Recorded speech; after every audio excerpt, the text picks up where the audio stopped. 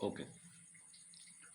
अब जहाँ पे इनके बीच में कर्नाटिक वॉर हो रहा था, तो कर्नाटिक वॉर में सबसे पहले जो ज़रूरी चीज़ हम लोग उससे पहले जो ज़रूरी चीज़ है वो ये जानना कि ये एक तरह से किन इलाकों पर इनका कंट्रोल था।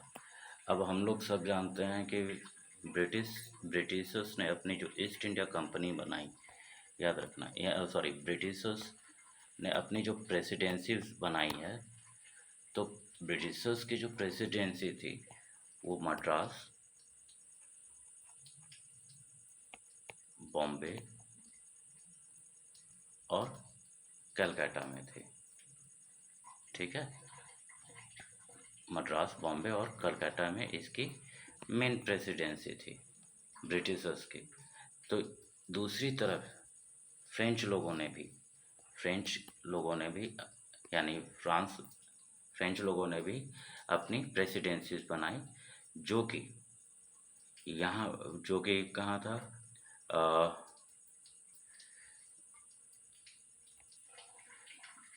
जो कि साउथ के डायरेक्शन में था,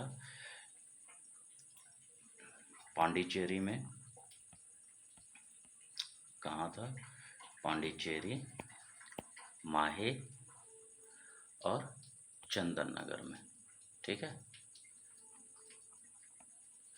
चंदन नगर में। तो ये लोगों की जो प्रेसिडेंसी थी, याद रखोगे, ब्रिटिशर्स की प्रेसिडेंसी मद्रास, बॉम्बे, कलकत्ता, और फ्रेंच की प्रेसिडेंसी पांडिचेरी, माहे और चंदन नगर। और ये इन लोगों ने जहाँ कब्जा किया था, अब ये लोग क्या करने लगे? फोर्टिफिकेशन करने लगे, यानी किलेबंदी करने लगे। ठीक है, फोर्टिफिकेशन। ठीक है, एक तरह से ये लोग क्या करने लगे, यहाँ पर इन्हें किलेबंदी करने लगे।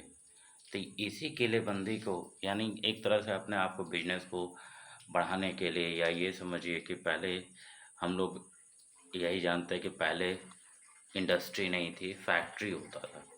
ठीक है, फैक्टर्स से फैक्ट्री बनी।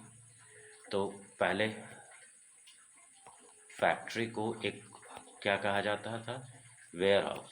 फैक्ट्री का मतलब होता था वेयर हाउस या गोडाउन। ठीक है, वेयर हाउस या गोडाउन, जहाँ पे वे अपने प्रोडक्ट्स को रखते थे। लेकिन जब फोर्टिफिकेशन होने लगा, तो जब बढ़ने लगे, तो ये दोनों बिगेस्ट राइवलरीज अपने अपने सिपाहियों को, यानी अपने अपने मिलिट्री फोर्सेस को बढ़ाने लगे। और ब्रिटिशर्स ने, याद रखो कि ब्रिटिशर्स ने कुछ इंडियंस को भी मिलिट्री में, यानी इंडियंस को भी अपने आर्मी में, इंडियन को भी अपने आर्मी में भरा। तो इंडियंस आर्मी जो होते थे, इनको सिपाही कहा जाता था। ठीक है, इनको ये लोग सिपाहीज कहते थे। और इनकी पोस्ट हवलदार या कोतवाल, हवलदार से ऊपर होती ही नहीं थी। यानी एक तरह से समझिए तो इनके हाथ में सिर्फ डंडे होते थे। ठीक है, लेकिन पूरी पावर इनके पास थी। अब चूंकि ये दोनों, फ्रेंच और ब्रिटिश, एक तरफ ब्रिटिश और एक तरफ फ्रेंच, क्योंकि अब ये दोनों एक बिगेस्ट राइवलरी थी। ये था कोऑपरेटिव सेक्टर और ये था थ्रू द गवर्नमेंट। ठीक है, ये गवर्नमेंट के थ्रू था। तो इसमें कोऑपरेटिव सेक्टर्स में जो बिजनेसमैन थे वो रिस्क लेने के लिए तैयार थे। ठीक है, ये रिस्क लेने के लिए तैयार थे और ये रिस्क लेने के लिए तैयार नहीं थे। ठीक है, ये नहीं थे, ये इन्वेस्ट कर रहे थे न्यू मॉडर्न मशीन्स या वेपन्स वार, हर चीज़ों में ये अपने पैसे को इन्वेस्ट करने के लिए तैयार थे। पर यहाँ की गवर्नमेंट इन पे इन्वेस्ट करने को तैयार नहीं थी। ठीक है, तो ये इनके फेलियर का सबसे बड़ा रीज़न भी रहा है। जहाँ एक और ब्रिटिश कंपनी, यानी ब्रिटिश कोऑपरेटिव कंपनी हर तरह का रिस्क उठाने के लिए तैयार थी, वहाँ पे फ्रेंच गवर्नमेंट या गवर्नर जो भी थे, वो किसी भी तरह से तैयार नहीं थी, किसी तरह का रिस्क या किसी तरह के आर्म वेपन्स बनाने में या उसको मॉडिफाइड करने या मॉडर्न टेक्नोलॉजी का इस्तेमाल करने में किसी भी तरह से वो तैयार नहीं थे। तो ये इनके बिगेस्ट क्या कहोगे बिगेस्ट फेलियर का सबसे बड़ा रीज़न रहा है फ्रेंच का। ठीक। अब कैनेटिक वार के बारे में बात करते हैं कि कैनेटिक वार, जो कि 3 कैनेटिक वार हुए। ठीक है। कब से शुरू हुआ बता दिए हैं कि 1744 टू 63 तक, 1744 टू 63। तो सबसे पहले फ्रेंच की तरफ से आया था। फ्रेंच की तरफ से जो गवर्नर था वो था डुप्लेक्स। स्पेलिंग थोड़ा हो सकता है मिस्टेक हो, स्पेलिंग बाद में आप लोग चेक कर लीजिएगा। फ्रेंच की तरफ से डुप्लेक्स था और ब्रिटिशर्स की तरफ से थे रॉबर्ट क्लीव। ठीक है। ब्रिटिशर की तरफ से थे रॉबर्ट क्लीव। अच्छा, एक चीज़ और ये सबसे बड़ी चीज़ है कि इन लोगों ने इंडियन राजाओं को ही अपने कंट्रोल में किया। एक तरफ फ्रेंच क्या करते थे, दूसरे राजा को सपोर्ट करते थे, इसके अपोजिट में ब्रिटिशर्स किसी और राजा को सपोर्ट करता था, और ये दोनों आपस में एक बिगेस्ट राइवलरी को यानी एक तरह से वार को करवाते थे, जिसमें जो जीतता था वो उस क्षेत्र को अपने कब्जे में ऑक्यूपाइड या कब्जे में कर लेता था। ठीक है। तो यहाँ पे सबसे पहले आया डुप्लेक्स और रॉबर्ट क्लीव। जो फर्स्ट कर्नाटिक वार हुआ, जो 1744, याद रखोगे 1744 टू 48 में 48 तक हुआ। फर्स्ट कर्नाटिक वार जो 1744 से 48 तक हुआ, उसमें फ्रेंच गवर्नर जो पांडिचेरी पांडिचेरी पांडिचेरी में जिसका अपना कब्जा था, ठीक है, उसको उसका हाथ से वो चला गया, मद्रास के इलाकों को चला गया, और ये मद्रास के इलाके किसके पास आ गए, ब्रिटिशर्स के पास। ठीक है, किसके पास चले गए, पांडिचेरी इनके पास से हट गए। पांडिचेरी में ऑलरेडी इनका कंट्रोल जो था, यानी याद रखोगे फ्रेंच का कंट्रोल जो पांडिचेरी में था, पांडिचेरी के और मद्रास के कुछ इलाकों में, ये कंट्रोल इनके पास से हटकर किसके पास चला गया, ब्रिटिशर्स के पास चला गया।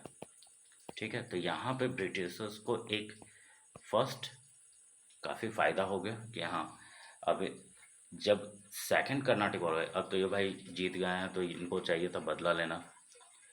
अब ये चाह रहे थे कि अब हम किसी तरह से इनको हटाकर, ठीक है, यानी जो मेरा जगह ऑक्यूपाइड किया गया है, फ्रेंच सोसाइटी चाह रही थी, सॉरी फ्रेंच चाह रहे थे कि अपनी जगह को यानी अपने राज्य को, अपने टेरिटरी को हम वापस लें, जिसके कारण सेकंड कर्नाटिक वार हुआ, जिसमें उन्होंने लोकल राजाओं की मदद ली, जैसे निज़ाम ऑफ हैदराबाद और एक तरफ नवाब ऑफ अरकोट थे। ठीक है। तो एक तरफ जहाँ निज़ाम ऑफ हैदराबाद थे, एक तरफ अरकोट थे, तो ये दोनों ये दोनों एक दूसरे के लाभ। एक तरफ जो निज़ाम ऑफ हैदराबाद था, ठीक है, निज़ाम थे, और दूसरी तरफ नवाब थे, नवाब ऑफ अरकोट। तो जहाँ पे नवाब ऑफ अरकोट की जब मृत्यु हुई, ठीक है, जब नवाब ऑफ अरकोट की जब मृत्यु हुई, तो ऑटोमेटिक यहाँ पे भी ब्रिटिश हैदराबाद के इलाकों को अपने कब्जे में कर लिया है, क्योंकि इन्होंने एक तरह से इनकी मदद भी की। तो जीतने के बाद वो इलाका इनके कब्जे में आ गया, और साथ ही साथ अरकोट भी। यहाँ तो युद्ध के दौरान में एक तरफ फ्रेंच किसको सपोर्ट किया, नवाब को, इन्होंने सपोर्ट किया निज़ाम को, दोनों एक दूसरे के राइवलरीज में खड़े हो गए ये दोनों। ठीक है। ये भी ऑटोमेटिक, ये तो राइवलरी थे ही, इन दोनों ने क्या किया, नवाब और निज़ाम को भिड़ाकर हैदराबाद, तो जैसे नवाब की मृत्यु हुई तो हैदराबाद तो ऑलरेडी निज़ाम के कंट्रोल में था, इस तरह से ब्रिटिशर्स भी इसके साथ में आ गए, और अरकोट जो नवाब के कब्जे में था, ठीक है, नवाब के कब्जे में नहीं, नवाब रूल जिस जहाँ पे कर रहे थे वो भी इनके साथ में मिल गए। तो जिसके कारण इसमें भी ब्रिटिशर्स हो गए। तो यहाँ पर जब उन्होंने देखा कि फ्रेंच पीपल्स ने देखा कि भाई हम लगातार हार रहे हैं, तो उन्होंने डुप्लेक्स को रिप्लेस कर दिया। ठीक है, डुप्लेक्स को रिप्लेस किया कॉम्टे डी लेली से, याद रखोगे। डुप्लेक्स को रिप्लेस किया गया कॉम्टे डी लेली से। ठीक है, ये डुप्लेक्स की जगह पे ये आ गए, और रॉबर्ट क्लीव की जगह पे आयरे कुट्टे, ये रॉबर्ट क्लीव के जगह पे आ गए। ठीक है, आयरे कुट्टी रॉबर्ट क्लीव की जगह पे, और ये डुप्लेक्स की जगह पे, या इधर लिख दे रहे हैं। अब ये फ्रेंच हो गए और ये ब्रिटिशर्स। और ये कब आए थे? थर्ड कर्नाटिक वॉर के टाइम में। ठीक है, इनको थर्ड कर्नाटिक वॉर के टाइम में, जो कि थर्ड कर्नाटिक वॉर कब चला था? 1756 टू 63, थर्ड कर्नाटिक वॉर। याद रखोगे, डेट याद रखोगे, 1756 टू 63। और इसमें फ्रेंच के जो गवर्नर थे कॉम्टे डी लेली, और ब्रिटिशर्स के आयरे कुट्टी। तो यहाँ पर इन लोगों ने अब कहाँ कंट्रोल करना चाहते थे? जो ब्रिटिश तो ऑलरेडी बंगाल और बिहार के इलाकों में उन्हें परमिशन मिल चुकी थी, या एक तरह से समझो उन्होंने अपना कंट्रोल पूरी तरह से कर लिया था। और यहाँ पर फ्रेंच चाहती थी अपना कंट्रोल वापस लेना, सॉरी, अपना जो लॉस्ट हुआ उसको फिर से पाना। तो यहाँ पे इनके साथ एक ट्रीटी साइन हुई, एक संधि साइन हुई, जिसे ट्रीटी ऑफ पेरिस के नाम से जाना जाता है। ये युद्ध लगभग 7 साल तक चला था। 7 साल कहने का मतलब कि 756 से 63 तक। ठीक है, तो यहाँ पर भी इनकी हार हुई, फ्रेंच की हार हुई। फ्रेंच ने अपना जितना भी था वो सब खो दिया इंडिया से। ठीक है, क्यों खो दिया? तो पहले भी बता दिए कि फ्रेंच का लॉस्ट होने का सबसे बड़ा रीज़न था कि उनके गवर्नमेंट ने उसका साथ नहीं दिया, उनकी खुद की गवर्नमेंट ने उनका साथ नहीं दिया। ठीक है, तो रॉबर्ट क्लीव के नेतृत्व में पहले ही यहाँ पर इन्होंने जीत हासिल कर ली। और फिर एरिक क्यूटी जब आया तो इन्होंने एक तरह से, क्या कहोगे कि रॉबर्ट क्लीव तो इन्होंने नींव रखी अपने मिलिट्रीज को बढ़ाने में, नए वेपन्स और वॉर्स को बनाने में, या मेंटेन करने में, आर्मी को मेंटेन करने में रॉबर्ट क्लीव का सबसे बड़ा योगदान रहा है। ठीक है, रॉबर्ट क्लीव का सबसे बड़ा योगदान रहा है आर्मी को सेटअप करने में। जितनी भी मिलिट्री थी इसको सेटअप करने में इसका सबसे बड़ा योगदान रहा। और बाद में एरिक क्यूटी ने आकर इस पर अपना फाइनलाइजेशन, या एक तरह से समझो जीत हासिल कर ली।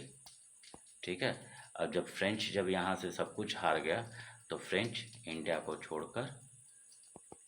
छोड़कर वापस अपने कंट्री लौट गया। तो ये यहाँ पे फ्रेंच की पावर पूरी तरह से ख़त्म हो गई। और अब लगभग भारत के साउथ इलाकों में भी, जहाँ फ्रेंच का था, पांडिचेरी, मद्रास, माहे और चंदन नगर जैसे इलाकों में जहाँ फ्रेंच का कब्जा था, वहाँ पर ब्रिटिशर्स का कब्जा हो गया। ठीक है, वहाँ पर अब ब्रिटिशर्स का कब्जा हो गया। तो ये है कर्नाटिक वॉर का। ठीक है, एक बार ध्यान से समझ लोगे। Thank you.